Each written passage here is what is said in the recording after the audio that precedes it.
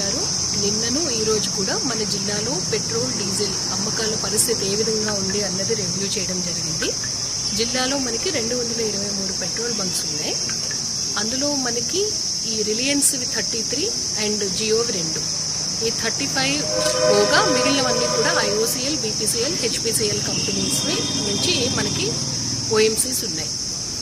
ఇప్పుడు ఎస్పీ గారితో కలిసి ఈ 4 ఆయిల్ కంపెనీస్ యొక్క అవుట్లెట్స్ని మనం ఇన్స్పెక్ట్ చేయడం జరిగింది.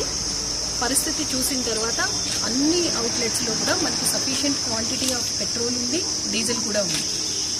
సో ఎవ్వరూ కూడా పానిక్ అవ్వాల్సిన అవసరం లేదు.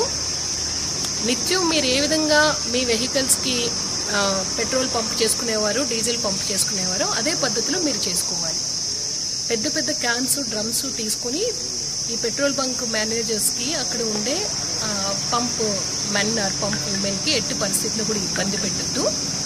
వెహికల్ తీసుకొస్తే ఖచ్చితంగా మేము డీజిల్ ఆర్ పెట్రోల్ ఫిల్ చేస్తాము.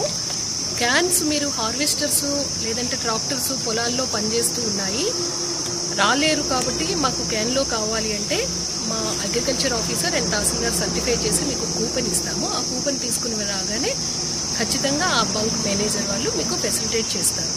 కాబట్టి దయచేసి అనవసరంగా మీరు ఇష్యూని ఏమీ పెద్దది చేయకుండా అన్ని చోట్ల కూడా పెట్రోల్, డీజిల్ ఉంది కాబట్టి అవసరం మేర మాత్రమే కొట్టించుకోండి. ఇది అందరికీ ప్రజలకు కూడా విజ్ఞప్తి చేస్తూ ఉన్నాము. రెండవ విషయం ఏమిటంటే కొన్ని చోట్ల మనకి ఈరోజు పొద్దున్న డీజిల్ అయిపోవడము, ఇమీడియట్గా రాకపోవడం ఉంది. సో ఆల్ సేల్స్ ఆఫీసర్స్తో ఆల్రెడీ ఎస్పీ గారు నేను మాట్లాడాము.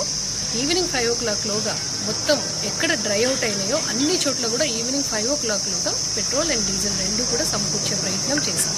కాబట్టి సాయంత్రం 5 గంటల నుంచి మొత్తం స్మూత్ అయిపోతుంది. కాబట్టి ఆందోళన చెందకండి. ఎంత అవసరం కావాలో అంతవరకే మీరు పెట్రోల్, డీజిల్ కొట్టించుకోండి అని ప్రజలందరికీ కూడా విజ్ఞప్తి చేస్తున్నాం.